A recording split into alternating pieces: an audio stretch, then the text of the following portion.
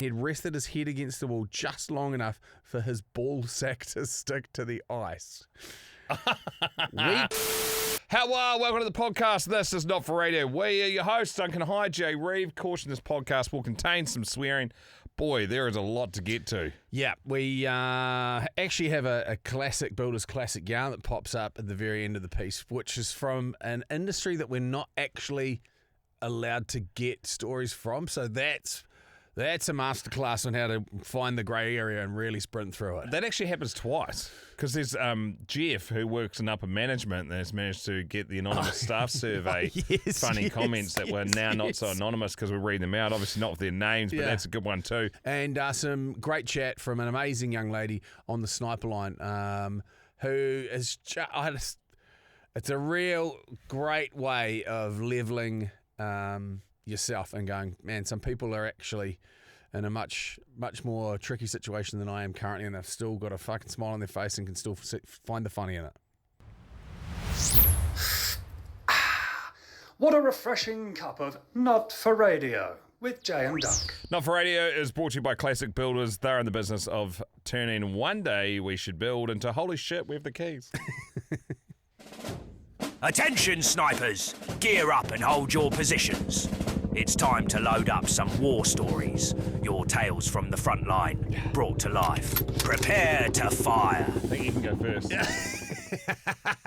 Rightio, buckle yourselves in, because this is a fucking Mac Tac fitty. Okay, this is from Jimbo Slice in the UK. I'm going to make this a touch bigger because the eyeballs are going a little bit... Rightio. Now then, my fellas and fellet, let's just say that since I first plucked up the courage to send a yarn in about my many failings, I don't know what has come over me. Not For Radio has turned into the sordid confession session with my motorcycle enthusiast Kiwi priest, and now I can't stop. It is, though. This is why we love it, because it is... You can get away with shit on here, and we're the same. Fucking don't get us wrong. This is off fucking leash for us. Like, I know it's in a public forum, but it's like, it kind of feels like once you're in, it's our little secret. You know, like, and if you know, you know. Yeah. And it's like, well, people could listen, but if they're not, then they're not into it. It's like, this is just for people that are into it. Yeah, and the number of people that came, like, mate, I'm talking the full gambit. There was, if you were to close your eyes right now and just go, okay, so the traditional Not For Radio sniper that's in this fold and is a part of this whole cutter is you'd have a picture of them in your head, and everyone's picture will be different, clearly, but mate, I reckon they just all look like you and me, eh? Well, that would be a fucking terrible looking bunch of humans. Luckily, however, I reckon they've all got well-worn smile creases. Yeah, so I had this group of old ladies, and so at one end of the spectrum, a group of old ladies that bailed me up at the rugby on the weekend at the Super Rugby final, and they're like, "Fuck, we laughed so hard," and they were like, they weren't roughies, they were like, you'd be like, given half a chance and a couple of bottles, you'd climb in, you know, like I'd say they'd be 60s, 70s. Yeah. And then this at the other end of it was this group of young Pacific boys from Upper Hutt that came up, and they're like, fucking yeah, boy, and they were just, there's like 10 of them, full noise, and just peppering me with shit that we've said, like full barrage, and I was like, you wouldn't fucking read about this unless you saw it. It was wicked, like, because then you go, we've literally got every single psychographic group that you could basically have as a part of this. And that's what we wanted. We didn't want it to be this or that. We wanted it to be everything. And so we are a part of it. Don't get us wrong. When we say that this is like a confessional setup for us, we fucking love. We're on the same page. Anywho, back to Jimbo in the UK. I was listening to the latest podcast whilst cooking on the weekend, and the yarn about the guy who pasted one of his nuts in the toilet seat. Okay. Fuck. Couldn't do that in the winter. Summer, definitely 40 degrees, which we'll get to a little bit later in the UK at the moment. Bloody hot going. Watch out. That could be a real issue at the moment. The bloke who pasted one of his nuts in the toilet seat struck a chord with me about my first house whilst at university. That was a scene for a rather unusual, mildly related and hilarious yarn of my own. The year was 2011 and the UK was in the grip of probably the worst winter of modern times.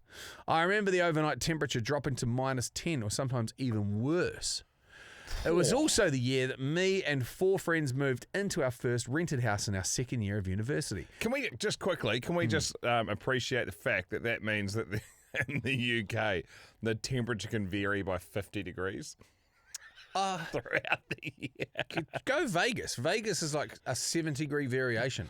No way. Canada, minus fucking whatever it was, 25 or something, minus 35 or Go something. home, Winter, you're drunk. It was fucking cooking. We moved into our first second year of university. Naturally, our priorities were keeping the mini fridges stocked with tinnies and ensuring the old Xbox controllers had batteries. So we neglected life's more essential requirements, such as heating.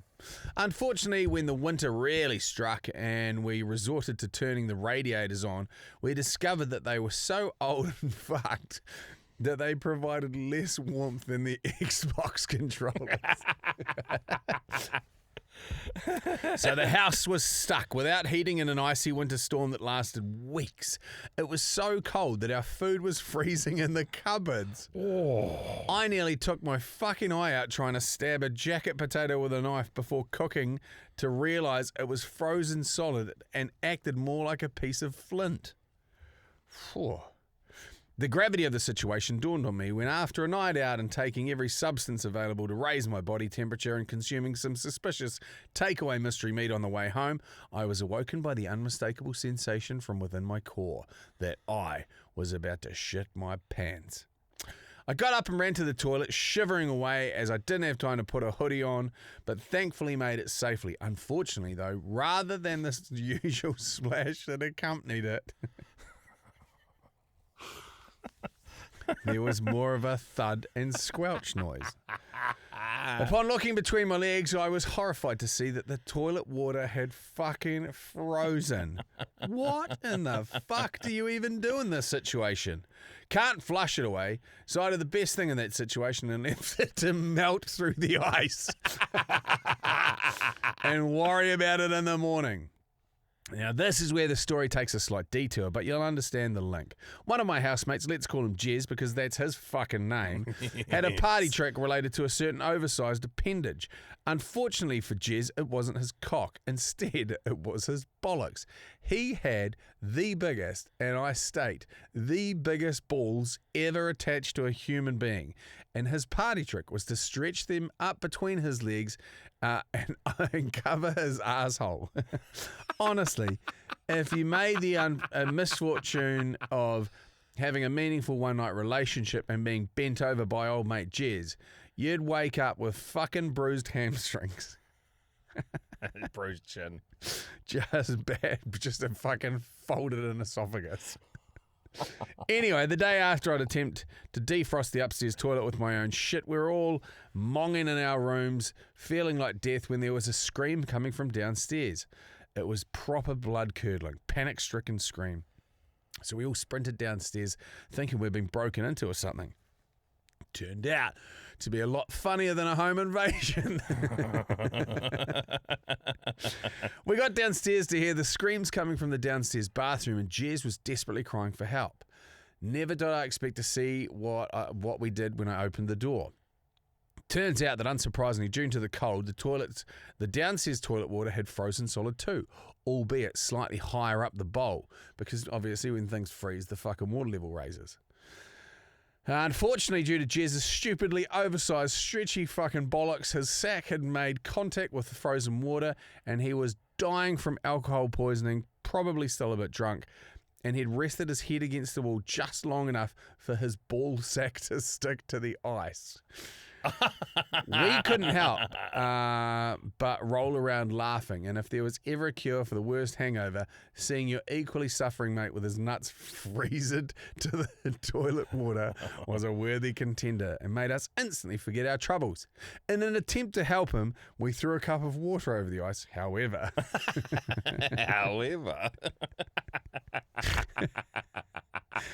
we didn't think about his shaft being in the way, so it just cooked his sausage instead. Fortunately, the shock from the burn made him instinctively jump up off the seat and rip his sack off the ice. Again, couldn't help but die laughing, as Jez didn't know whether to cry or pass out. So there you have it. Remember, kids, if it's cold enough that you can start ice fishing with your cock whilst taking a shit, then you really need to put your heating. You really needed to put your heating on a good week ago.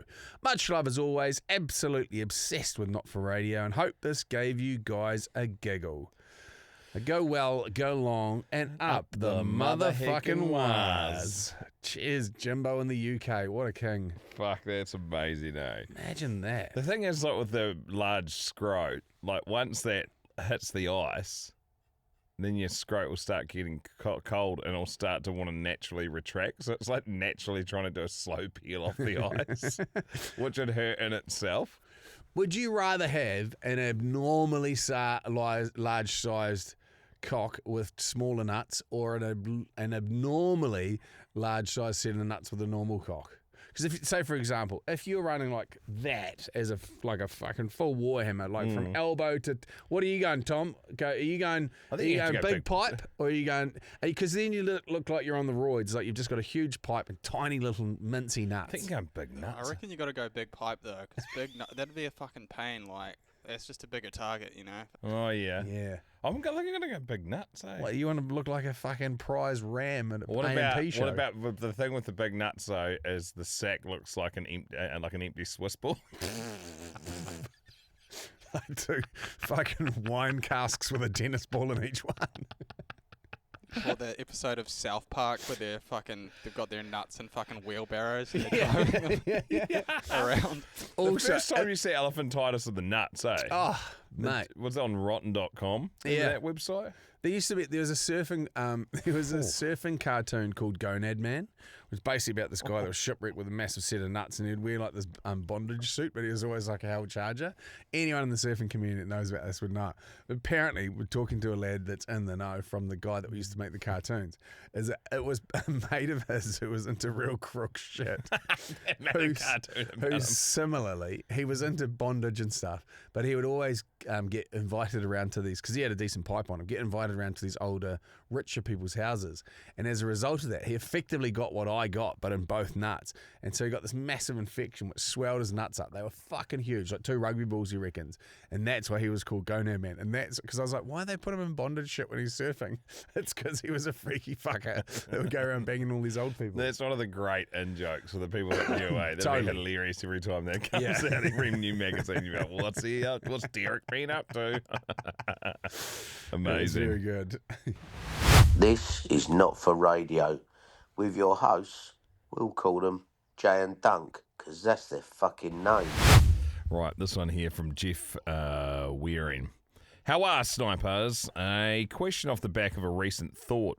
Now, I work for a large public transport company. I've worked for other large companies and fields in the past. There's nothing these companies like more than a good old anonymous staff survey. Don't fill them out, is my advice. They don't stay anonymous.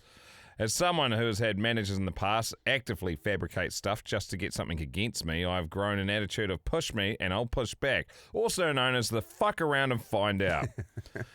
As we know from experience, not all managers are great, and many are promoted beyond their skill set, and many hark from the shallow end of the gene pool, and when it comes to decision making are actually surprised when things go wrong.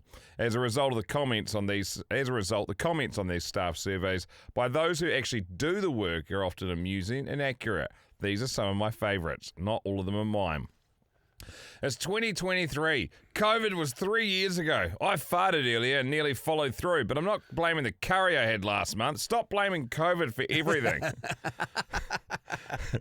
Who the fuck timed these routes? Did you get someone from the pot noodle? Sort it out.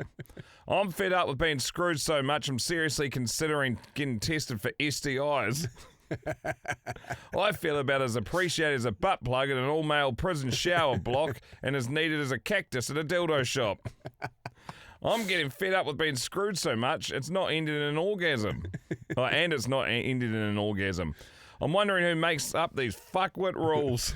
It'd be so good reading this shit on an anonymous survey. Do they actually hear what comes out of their mouths? Who ties their shoelaces? I bet they were the ones who wore a face mask while driving their own car when they're the only ones in it.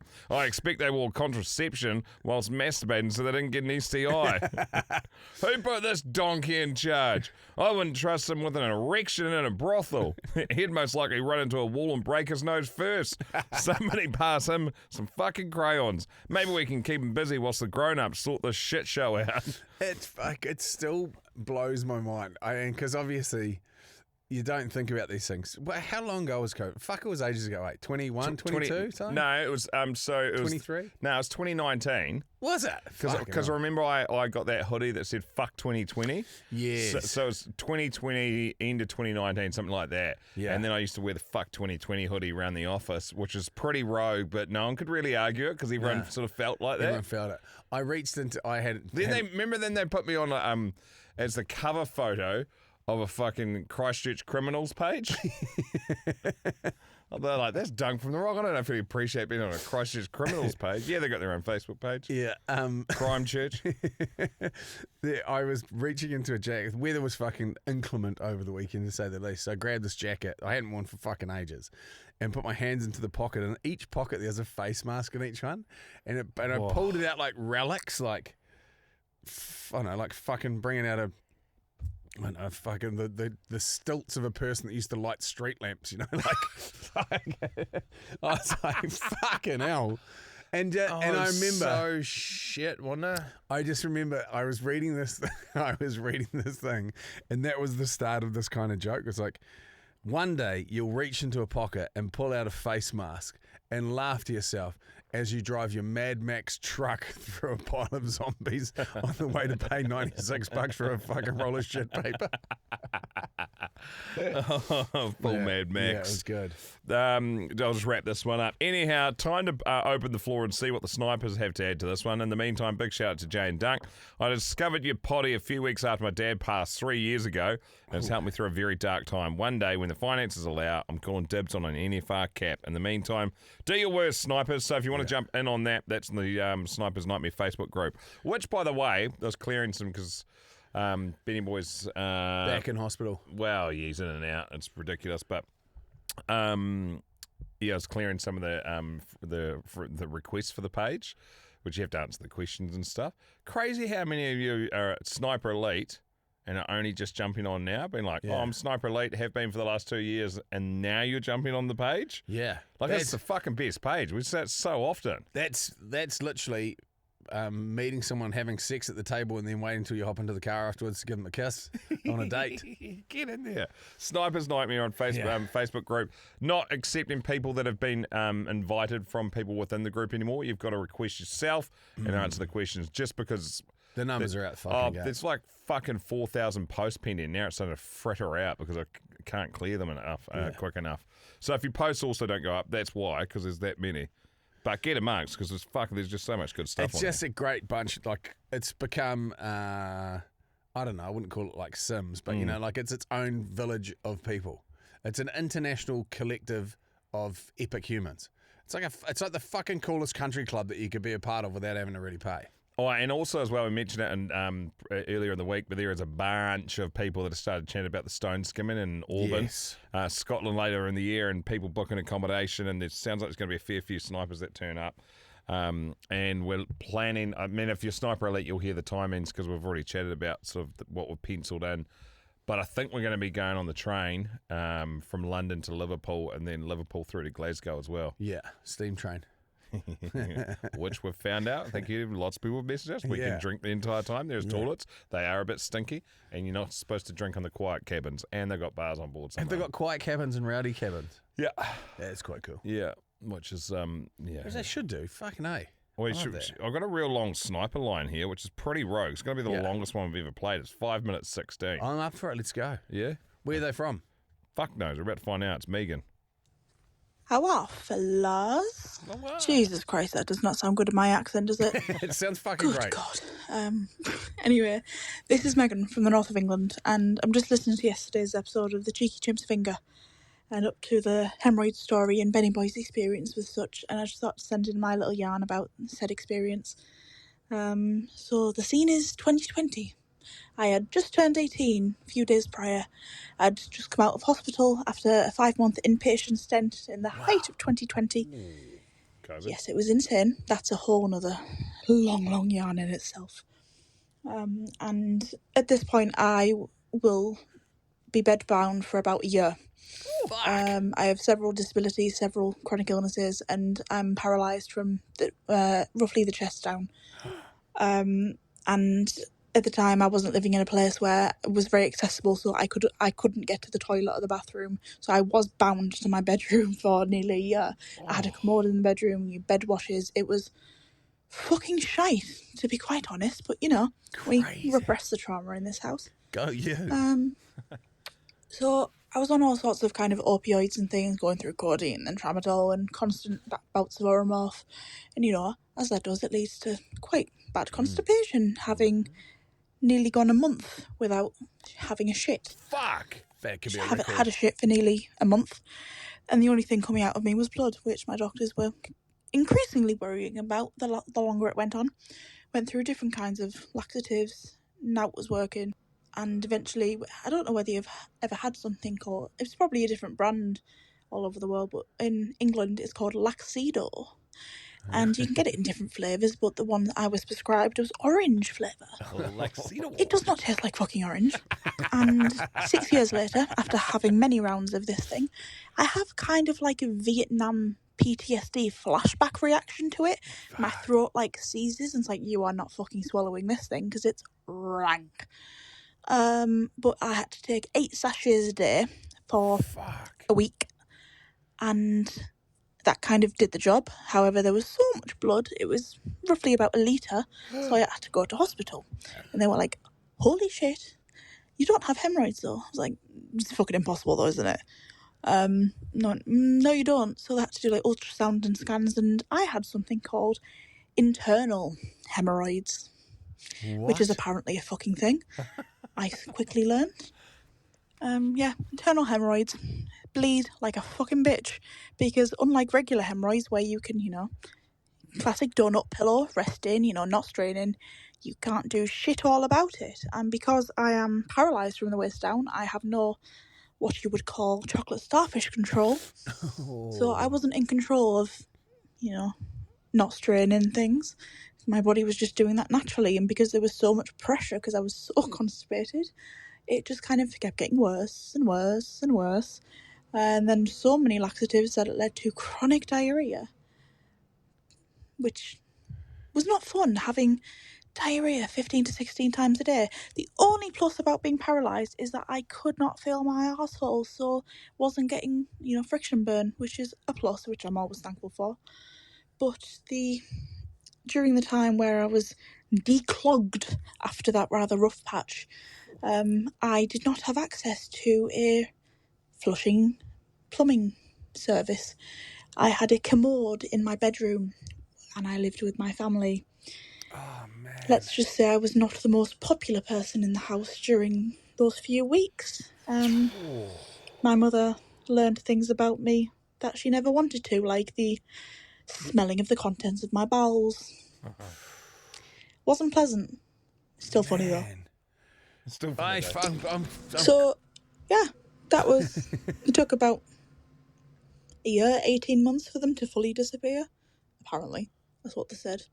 But nothing is funnier when you are trapped in a box for a year than the look on your mother's face when you are 18 years old and you've just texted her, I have had violent, aggressive, disrespectful diarrhea in a pot in my bedroom.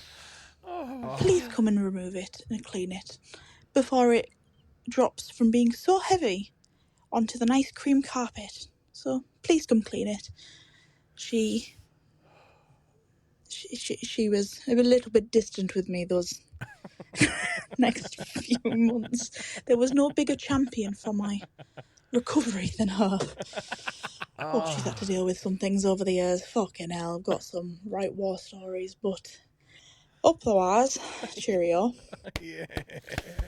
Just the fucking perseverance of the human soul and a parent's lot, like, no, like, fuck it. I don't know the circumstances in around the paralysis or how any of that sort of stuff happened, but they're like my boys at this very moment, sick, like they're fucking spewing and they're unwell. Both of them are now. Yeah. Oh, So there is something that's going. They are kind of going. I don't know, but either way, you're like, you poor little fuckers.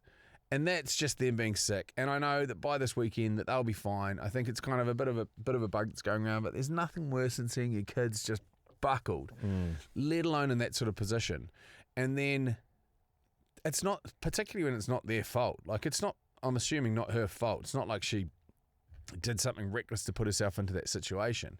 And then all the compounding stuff that goes with it. And all you think of, like what I'm doing with my kids, like when you're inside and you can't do anything, it sucks. Like being a kid. Imagine being stuck in a fucking bedroom for a year at 18. That's prison. Everyone is in their prime. Like everyone has steaming piss and fucking learning. The only saving grace for that is the fact that it was COVID. Yeah, true. But even still, I mean, like you would imagine that would be happening a bit. It's fucking super tough. We're going to start seeing the actual, what year is it? 2019? Oh, what do we? Yeah, probably about 7 years. We will start to see, if we haven't already, the effects of senior high school students or college students, depending on what it is, sort of 16, 17-year-olds, 15, 16, 17-year-olds, that weren't properly socialised, that developed necessities and crutches of digital interactions and online interactions, and that were homeschooled by fucking day drinking parents. Like, just as a business owner, it's terrifying. Like, someone will turn up, oh man, you know, I'm going to work from home 3 days a week because that's just what I'm used to. I don't want to actually see anybody. Fuck, and then I'll dial somebody up. That's standard now when they come through to be like, I'll go into the office once a week for staff meeting. Yeah. Even have then, zero probably. interaction, all of entitlement. Yeah, it's pretty frightening. That's just going to be, good luck with that, mate. Snipers, reload. Another war story incoming. Eyes on target, scopes dialed in. Let's see who hits the mark.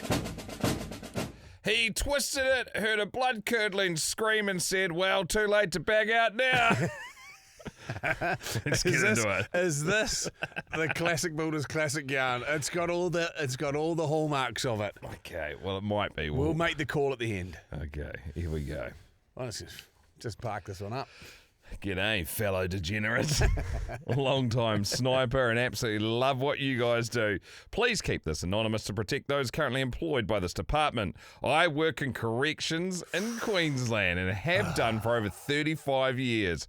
A bit more than that, but the exact number might give away my identity. About 25 years ago, I was a member of an emergency response group, and we were conducting a training day when this happened. So just a quick tip of the cap for being in corrections for that long. Great nudge. Man, you would have seen some shit. Hard son of a gun. Kyle, not his real name. Donnie, also not his real name. And I were taking part in an exercise involving shields and batons, working against some officers playing the part of the prisoners. We had a line of 10 staff with shields and batons trying to move the prisoners across an open area to confine them to a corner and remove them one by one. Donnie was a fucking freak of nature with an amazing aim and quick hands. During the training, Donnie, playing prisoner, had managed to grab another officer's baton and take it, hence the reason we train. We continued to press forward in a line and the prisoners were throwing flack at us to disrupt the forward motion and try and get one of us to come out of line to be vulnerable to an isolated attack. Once the flak was gone, we moved the bad guys into a corner and Kyle moved slightly ahead of the shield line and Donnie fucking pounced. He swung the stolen baton in a forehand strike, which Kyle took on the shield. Donnie took the chance and grabbed the top of Kyle's shield and moved it aside, and his backhand baton strike made glancing contact with Kyle's groin area.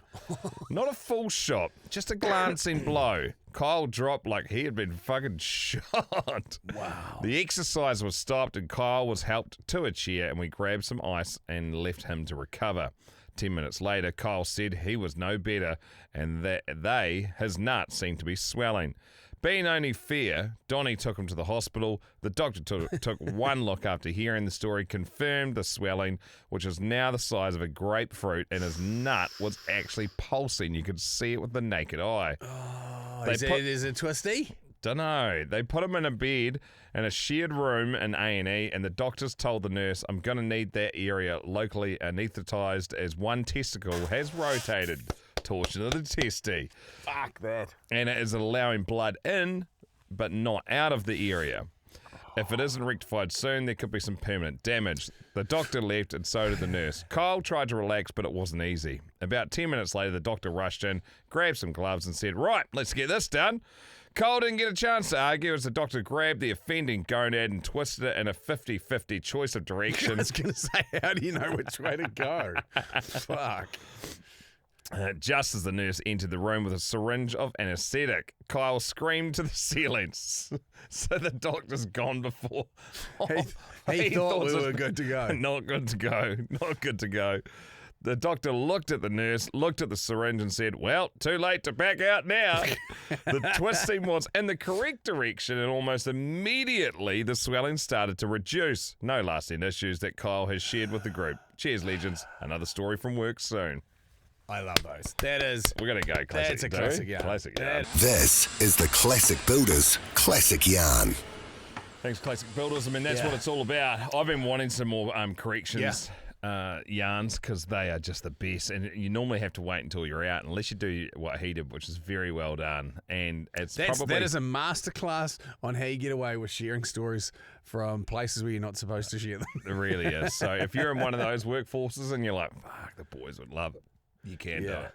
In fact, I would just write the story. Yes. Put it into Chat GPT and be like, change the names to make this anonymous so I don't get in trouble and I'm not easily identifiable, names and places, and then just see what it spits out. It might do all the hard work for you. And also, because I know that the team, listening to this, from the team that I met at CryptoCon, the ones that actually run the CryptoCon, the stories about the police officer who's now retired, so he can tell me, about the bloke who lost it with a knife and the other guy that was 300 kilos and buckets of his own shit.